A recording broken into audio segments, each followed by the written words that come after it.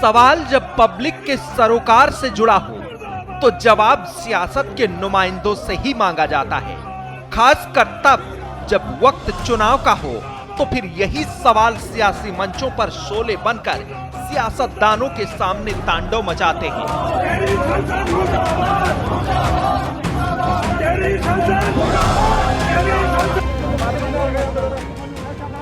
ये धक्का मुक्की, नोकझोंक, सियासी सिपह सालारों के खिलाफ लोगों का आक्रोश, ये नजारे बता रहे हैं कि जनप्रतिनिधियों से जनता नाराज है।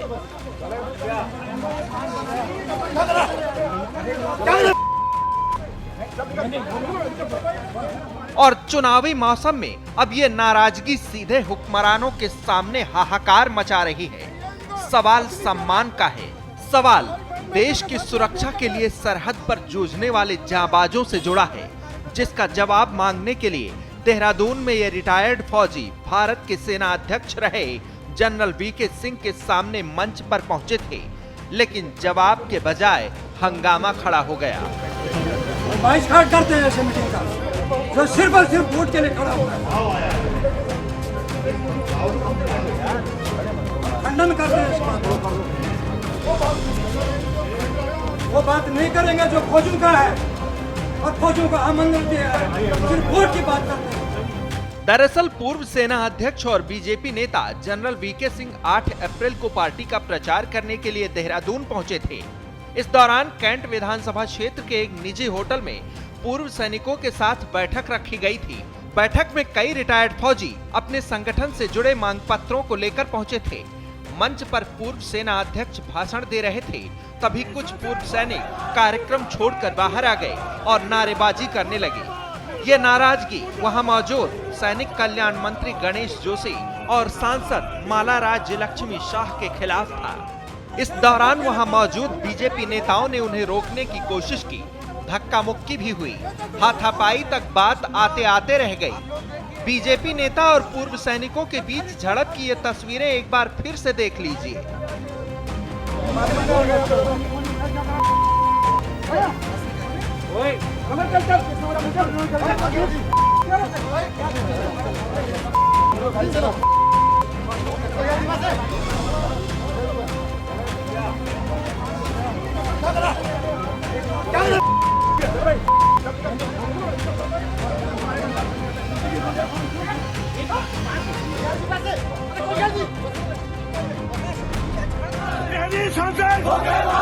पूर्व सैनिकों की नाराजगी जनप्रतिनिधियों के खिलाफ है, आवाज भी गूंज रही है, मोदी से कोई बैर नहीं। देखो, मोदी जी से हम बिल्कुल विरोधी नहीं है, मोदी जी के हम विरोधी नहीं है, लेकिन मैं टिहरी संसदीय क्षेत्र का हूँ, मैं आपको बता देता हूँ। तो मैं इस समय रानी जी का बिल्कुल अगेंस्ट हूँ। मैं खानदानी बीजेपी का हूँ, लेकिन हमारी मजबूरी हो गई है। यदि मोदी जी जो है ना परिवारवाद यहाँ पर ख़त्म कर देते या मतलब किसी युवा को ये टिकट दे देते तो आज हम 100% था हमारा कि हम जो है मोदी जी के साथ चलते, बीजेपी के साथ चलते। लेकिन हमने बोला है मोदी जी से हमारा बैर नहीं है, लेकिन रानी आपकी खैर नहीं है। हालांकि सियासतदानों के खिलाफ पूर्व सैनिकों की ये नाराजगी पहली बार नहीं दिख रही है।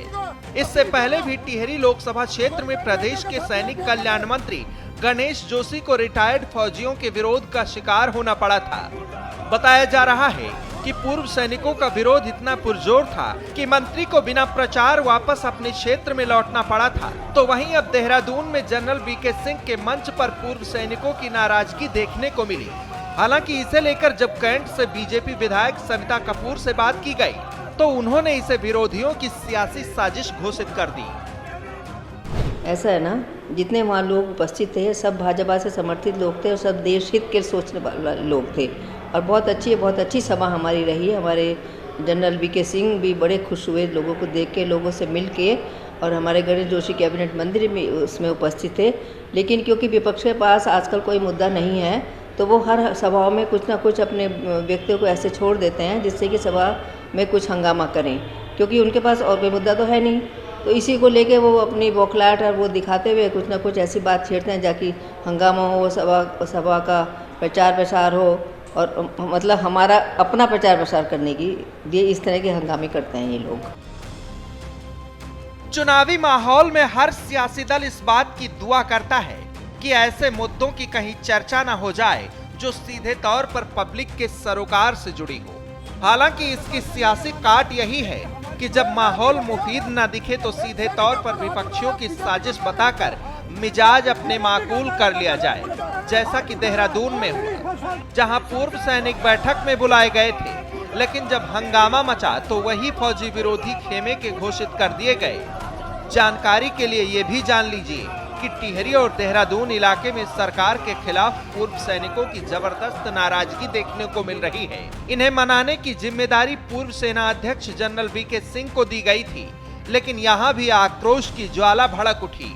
फिलहाल देखना यही होगा कि आने वाले चुनाव में सैनिकों की सरकार के खिलाफ दिख रही नाराजगी का कितना सियासी असर होगा। ब्यूरो रिपोर्ट, श्रेष्ठ उत्तराखंड।